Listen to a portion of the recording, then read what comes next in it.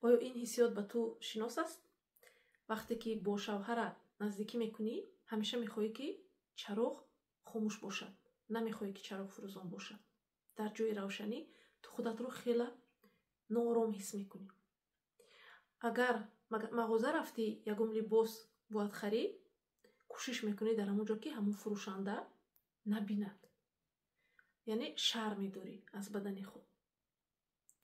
و این حالت به بیشتری از زنها رخ میدهد بعد از تولد، بعد از شیر دادن کودک. و من میخواهم امروز در این باره مفصل صحبت کنم که چرا ما از بدن خودمون شرم میداریم و چگونه از این شرم رها شویم. من زورا شریپова، روانشناس، سکسولوگ و کوچ. لایک و подписка رو فراموش نکن. رفتیم. اولین قدم این آواز رو شناختن که این آواز کی است در درون تو صدا میدهد که تو فربهی، تو خرابی، تو فیگورت بیزیب شده است، تو در رویهایت نمیدونم اورژینگ های زیاد است. یعنی این صدای کی است؟ انیق این صدای تو است، یا که این صدای جامعه، این صدای مادر در کودکی، این صدای نمیدونم خشتومن، این صدای دوگانه که میگن که وا چی خیل شدی، در دختری چی خیل بزیر بودی، چی به این خیل شدی، تماما خودت از دست دادی. یعنی که با همین گویا که دلسوزی های در نخونک همین خیل با ما میرسونن که عین حال بعد از اونه که ما یک کار بزرگ انجام دادیم، یعنی که 9 ماه فرزند رو در شکم گرفته گردوندن این آسان است و 2-3 سال دیگر شیر دادن این آسان است. یعنی که زن بدن خودش رو قربانی میکند که یک حیات نو در این دنیا بیاید. و بعد از این ما به جای تعریف و توصیف ما چی میگیریم؟ اون چیزهایی که در بدن ما، در ظاهر ما به وجود میآید به ما ایراد میگیرن. یعنی اولین قدم معین کنید که این آواز کی است. این آواز شما نیست، این آواز جامعه و آواز نزدیکان شما است. دومین، ما از بدن اینقدر شرم نمیکنیم، ما از حس ها ما شرم میکنیم. یعنی ما وقتی که به ما ایراد میگیرن، میگن تو فربه، خرابی، بیزیبی، خوشرویی، نمیدونم هر خیلی، ما همین قبول میکنیم که گویا که ما رو رد میکرده باشن. یعنی که ما ترس داریم. اون حسی که در ما هست ترس از رد شدن، که من حالی فیگورم خیلی است، شوهرم یگان تا خوبترش رو مییابد. بسیار خاطر شوهرام هم خیلی میگن که تو فربه شدی، بیزیب شدی، میرم یگان مورچه میانه میگیرم.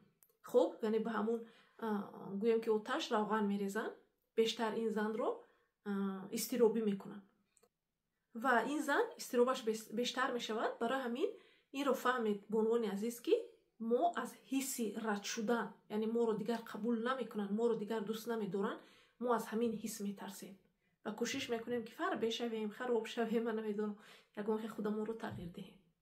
پس چیکار کنیم؟ نه طاقت و نه مبارزه. باید با بدن خودمون دوست شویم. یعنی که خودمون بدن خودمون رو دوست داریم، یعنی اولین نفر شویم که دوست داریم. و اگر هم میخوایم که وزنمون رو عوض کنیم، چهرهمون رو عوض کنیم، یگان خیل نوآوری‌ها بیاریم، این اول باید به خاطر خودی ما باشه، نه به خاطر اون نفرهایی که در گرد و اطراف ما و ما ایراد میگیرند. و من حالا یک چند تا مشق میدهم که حتما این رو انجام دهید. یکم مشق این شکرگزاری کردن. یعنی هر وقتی که خودتون رو در آینه میبینید شکر کنید. شکر کنید که این پای‌ها شما رو هر روز میگردونن و پای خودتون میگردید. شکر کنید که این دست‌ها هر روز به شما کمک میکنن که شما خوراک میپزید، با دست خودتون میخورید، منتظر هیچ کس نیستید. شکر کنید از آن چشمایی که این دنیا رو میبیند.